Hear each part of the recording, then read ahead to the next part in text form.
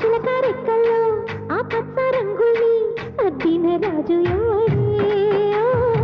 నిన్నాగో పడగల్లో ఆ విష్ణు పాదాలు దిద్దిన మాయాదే